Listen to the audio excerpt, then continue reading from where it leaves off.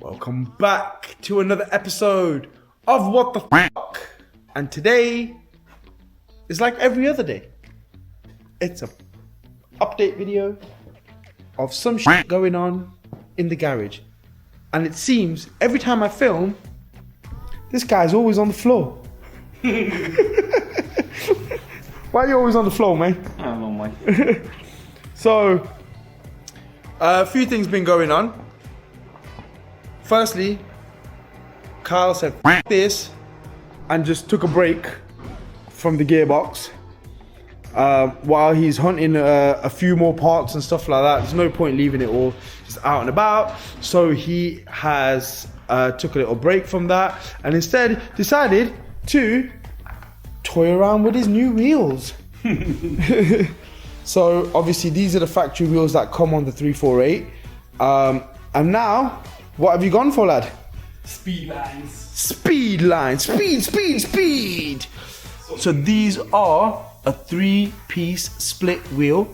For those who don't know what that means, it means when you take these bolts off, the wheel splits in half. 3 times. Oh my God! Wow! Into 3 sections. So, any little backstory on these wheels? Rocking horse, really. Yeah? Yeah. They obviously did a rep version of these, which they did for Jap cars, which are stinkers. Yeah. But these are the real deal Holyfields. Yeah, it's quite hard to get them in a Ferrari fitment, but managed to find them in good condition. And this is for the center caps, yeah? Yeah. It locks onto there, and you turn that, and it threads into the wheel and locks it. But the previous owner decided he didn't want to locate them into the locator.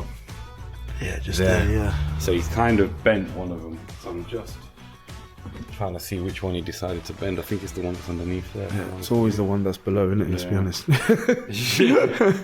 Yeah. No, so yeah, man. So unlike regular center caps, which just these days clip in with a little plastic ring, these are actually threaded into the wheel, so that way you know you ain't gonna lose them, and it just shows obviously the quality of build for the wheel because, like we said in the previous video, they don't make shit like they used to, man. So yeah, so Kyle's now obviously took a little break from the gearbox, so the 348 now is chilling for a little while because we have got some work coming up, and now that the shell for the GTO is obviously painted, on Monday I'm gonna start reassembling the engine bay components that I've obviously removed, fuse box and few lines, brackets, etc. So then Kyle can now, Kyle can start getting the engine put back in to the GTO. But I thought it might be cool for you guys to see a little process that we always do when we paint cars. Now, a lot of people disagree with this or don't do this, but because of the kind of cars that we build, we always do this process, which is obviously flat and polishing the paintwork, because we don't want to leave that factory orange peel in the paintwork. We want it to look as glass as possible. Yeah, exactly. Read about that orange peel life, man. So this is one of the quarters I've already done. The roof I've just been doing as well. So look at my roof, man. And obviously we ain't got no 20,000-30,000 pound spray booth. We are still gonna get little bits of shit in the paint, as some people like to say, shit in the paint. So this process now will allow us to basically remove any little bits of dust, take that orange peel out, get that paint nice and level, and then obviously flat and polish it. But we go through different stages. So you have these discs over here, which are stupidly expensive these days. So first we start with a 1500, which, I mean, as you can hear, is not very coarse at all. Then we go to a 2000 disc, which again not very coarse. Wipe on your face. Wipe it on my face. I could do it on my head because I ain't got no hair. So that is a 3000. And then from a 3000, we go all the way to a 6. We do have an 8 as well, which I'll see once I'm done with the 6. If I want to give it an 8000 as well, I will do. But yeah, I mean, there's nothing like, it is so fine. 6000.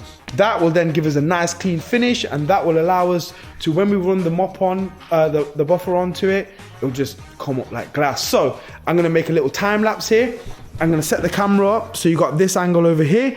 You're gonna see me doing the 1500 first, then we're gonna work the 2000, 3000, 6000. Then after that, I'll run the machine polisher on it just to show you guys a little finished product. So hope you guys enjoy, and I might come back, I might not, who knows, we'll see.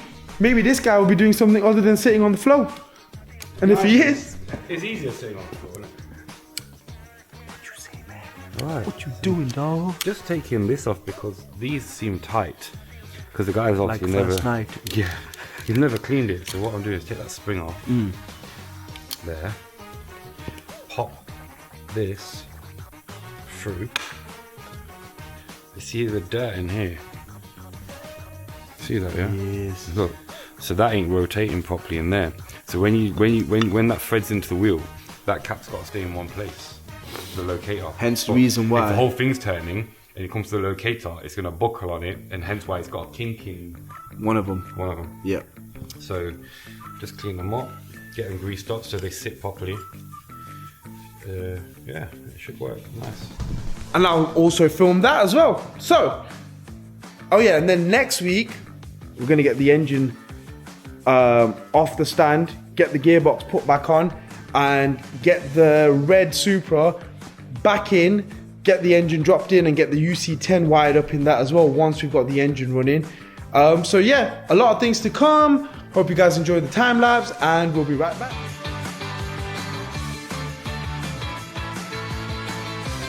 So as you can see, obviously there's still a few little bits like that there. That's a bit of dust there.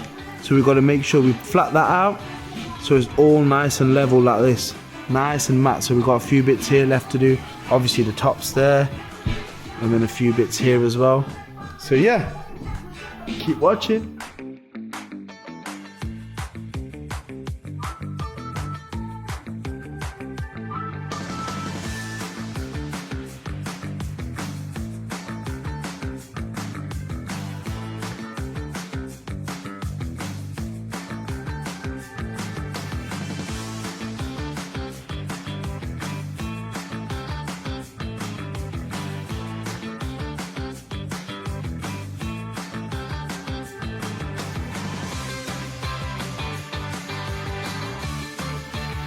Well, there you have it. You just missed him saying. And there you have it. That is now been 2000, 3000, 6000, and it's pretty much got its shine already. Obviously a duller matte finish, but now we know. I mean, you can just see literally right now, just off the reflection of the tube light, how straight that is obviously shimmering. So obviously roof is done as well, and this quarter has also been done. So now we're gonna put some polish on this. Kyle started to demask for me, very kind of you. So obviously he started to demask the engine bay for me. It's currently 1 horsepower. Your horse? I am the horse. Yeah.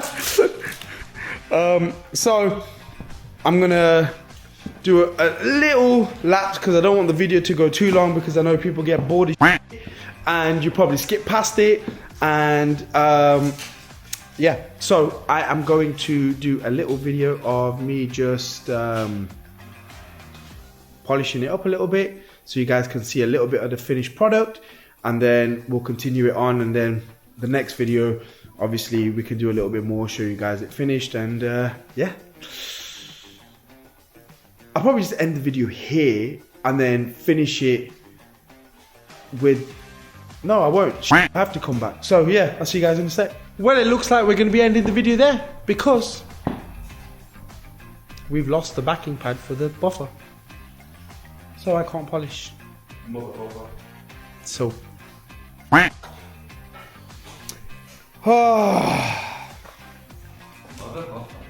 Mother buffer indeed. On the flip side, engine bay's demasked. So, I may as well just tuck in with Kyle down here. Make this bitch a 2 horsepower. And get on with a few other bits. 4 horsepower, you're fair. That's just because of my third leg. Look at this, look at this. So, yeah man, we'll end the video there. So, yeah, job for Monday. Have a good weekend. Peace.